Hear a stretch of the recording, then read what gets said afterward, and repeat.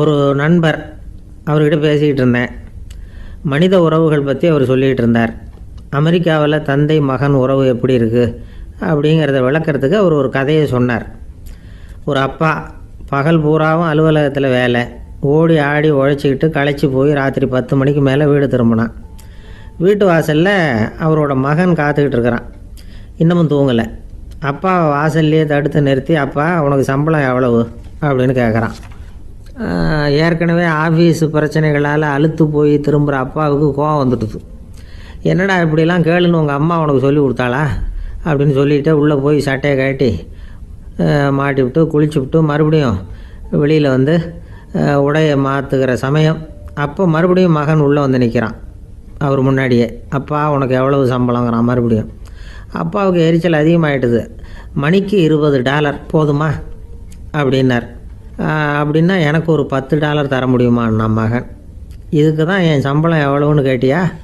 2ஆம் வகுப்பு படிக்கிற உனக்கு எதுக்குடா $10 அப்படின்னு கத்திவிட்டு தொலைக்காட்சி பெட்டியின் முன்னாடி போய் உட்காந்துக்கிட்டு ஏதோ நிகழ்ச்சியை பார்க்க ஆரம்பிச்சிட்டார். கொஞ்ச நேரம் கழித்து மறுபடியும் மகன் வந்து நிற்கிறான். அப்பா ப்ளீஸ் எனக்கு ஒரு $10 கொடுக்க முடியுமா? மகனுடைய கண்களில் கண்ணீர்.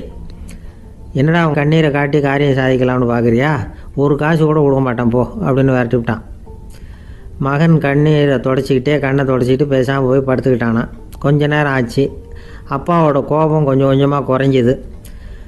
பிள்ளைகிட்ட கோபமாக கத்துனது தப்பு தாங்கிறது புரிஞ்சுது அவனுக்கு. எழுந்திரிச்சு போனான், படுக்கை இறக்கி போனான். மகனை பார்த்தான். அவன் தலையணையை கட்டி பிடிச்சிக்கிட்டு அழுதுகிட்டு இருக்கிறான். அவனை மெல்ல நெருங்கி அவங்ககிட்ட எதமாக பேசுகிறதுக்கு ஆரம்பித்தானான்.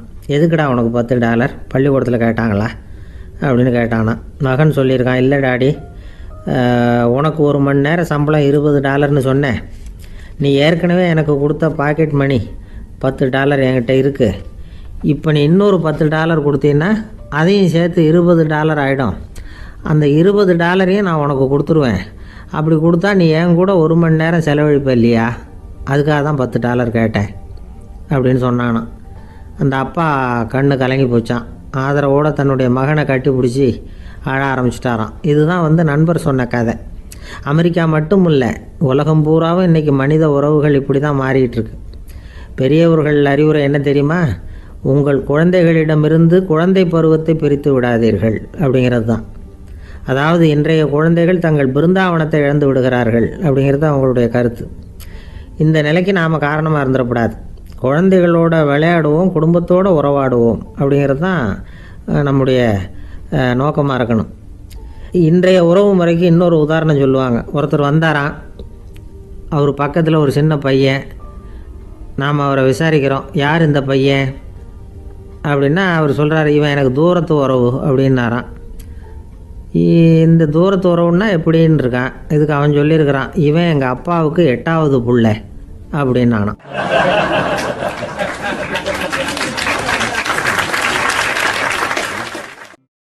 ஒரு ஆசாமி வேகமாக ஓடிக்கிட்டு இருந்தான். ஏன் இப்படி ஓடுறேன்னு கேட்டார் இன்னொருத்தர். அங்கே ஒரு ஆள் அடிபட்டு கிடக்கிறான், அதை பார்த்தேன், உடனே ஓடுறேன்னா. எங்கேன்னு கேட்டார். ஆஸ்பத்திரிக்குன்னா. ஒரு ஆள் அடிபட்டு கிடக்கிறத பார்த்தா உடனடியாக நாம் செய்ய வேண்டியது முதல் உதவி, அதுக்கப்புறம் தான் ஆஸ்பத்திரி. இன்றைக்கி விபத்துங்கிறது சர்வசாதாரணமாக நடந்துக்கிட்டு இருக்குது. வாகன விபத்து, வெடிகுண்டு விபத்து, தீ விபத்து, கட்டடம் சரியறது, பூகம்பம், இப்படி நிறைய நடக்குது. ஒரு விபத்தை பார்த்துட்டா நம்மளில் பல பேர் நமக்கு என்னத்துக்கு வம்புன்னு ஒதுங்கி போயிடுறதும் உண்டு. சில பேர் துணிஞ்சு கிட்ட போய் உதவி செய்கிறதும் உண்டு. அப்படி உதவி செய்ய நினைக்கிறவங்களுக்கு உபயோகப்படுற தகவல் இது. விபத்தில் காயமடைஞ்சவங்களை 3 பிரிவாக பிரிக்கலாமா. முதல் வகை கொஞ்சம் சீரியஸானது, உயிருக்கு உடனே ஆபத்து தரக்கூடியது. மூளை காயம், முகம், கழுத்து காயங்கள், இருதயம், நுரையீரல் காயங்கள், வயத்தில் உள்ளுறுப்பு காயங்கள், அதிகப்படியான இரத்தப்போக்கு, இதனால எல்லாம் பாதிக்கப்பட்டிருந்தால் அது முதல் வகை அப்படின்னு நாமளே மனசுக்குள்ளே முடிவு பண்ணிக்கணும். இவங்களுக்கெல்லாம் உடனடியாக முதல் உதவி கொடுக்கணும். தாமதப்படுத்தாமல் ஆஸ்பத்திரிக்கு கொண்டுகிட்டு போயிடணும். இப்படி கொஞ்சம் எச்சரிக்கையாக நடந்துக்கிட்டால் அவங்களில் பல பேரை காப்பாற்றி போடலாம். 2வது வகை எப்படின்னா, முதல் உதவி விரைவாக கிடைச்சா உயிர் பிழைக்கக்கூடிய மார்பு காயங்கள், கைகால் எலும்பு முறிவு, இடுப்பு முதுகெலும்பு காயம், சீரான இரத்த சேதம், இப்படிப்பட்டவங்களை 2வது வகையாக பிரிக்கணும். ஆபத்து இல்லாத சிராய்ப்புகள், சிறு காயங்கள், இரத்த உறைவுகள், இதனால் பாதிக்கப்படுறவங்க 3வது வகை. ஒருத்தர் தலையில் அடிபட்டு நினைவு விழுந்துட்டார்னு வச்சுங்க, அவருக்கு வாந்தி வர்றதுனால புறையேறி மூச்சு அடைப்பு உண்டாகும். இப்படி ஆகாமல் இருக்கிறதுக்காக தலையை ஒரு பக்கமாக சாய்ச்சி வைக்கலாம். நாடி துடிப்பையும் இதய துடிப்பையும் தொட்டு பார்க்கணும். அது குறைஞ்சிருந்தாலும் சரி, நின்று இருந்தாலும் சரி, அவர் மார்பை நிமிஷத்துக்கு 80 தடவை உள்ளங்கையால் அழுத்தி இதய துடிப்பை மீட்கிறதுக்கு உதவி பண்ணணும். கழுத்தில் காயம்பட்டாலும் ஆபத்து அதிகம். கழுத்துக்கு அடியில் ஒரு துண்டை மடித்து வைக்கலாம். 2 பக்கமும் சின்ன தலையணை அல்லது துணி மடிப்புகளை வச்சு கழுத்தை அதிகமாக அசையாமல் பார்த்துக்கலாம். முதுகெலும்பு முறிஞ்சிருக்குமோ அப்படிங்கிற சந்தேகம் இருந்ததுன்னா அவரை அதிகமாக அசைய விடக்கூடாது. அதிகமாக அசைஞ்சால் தண்டு இடத்துல பாதிப்பு ஏற்பட்டு கை கால் விளங்காமல் போயிடும். அவரை ஒரு கனமான போர்வை இல்லைன்னா பாயில் படுக்க வச்சு 4 பேர் மெதுவாக தூக்கி மருத்துவ உதவிக்கு அனுப்பி வைக்கலாம். கையெலும்பு முறிஞ்சிருந்தால் முறிஞ்ச பாகத்தை உடம்போடு சேர்த்து அசையாமல் கட்டி போடலாம். கால் எலும்பு முறிஞ்சிருந்தால் மற்ற காலோடு சேர்த்து கட்டி போடலாம். முறிஞ்ச பாகம் தொங்காமல் பார்த்துக்கணும். அப்போ தான் வீக்கம் உண்டாகாமல் இருக்கும். வெட்டு காயம், குண்டடிப்பட்ட காயம் இதிலெல்லாம் ரத்தப்போக்கு அதிகமாக இருக்கும். ரத்தம் வெளியேற ஆபத்து அதிகம். சுத்தமான துணியை பல மடிப்புகளை மடித்து காயத்தின் மேலே வச்சு அழுத்தமாக ஒரு 10 நிமிஷம் பிடிச்சிக்கணும். ரத்தம் நின்ன உடனே காயத்துக்கு கட்டு போடலாம்.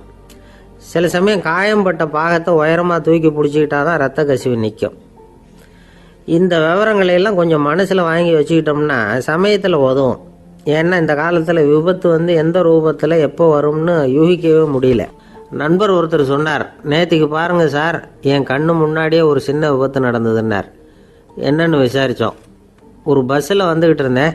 அந்த பஸ்ஸில் பின்பக்கம் படி ஓரமாக நின்றுக்கிட்டு இருந்த ஒருத்தர் ரோட்டில் விழுந்துட்டார்.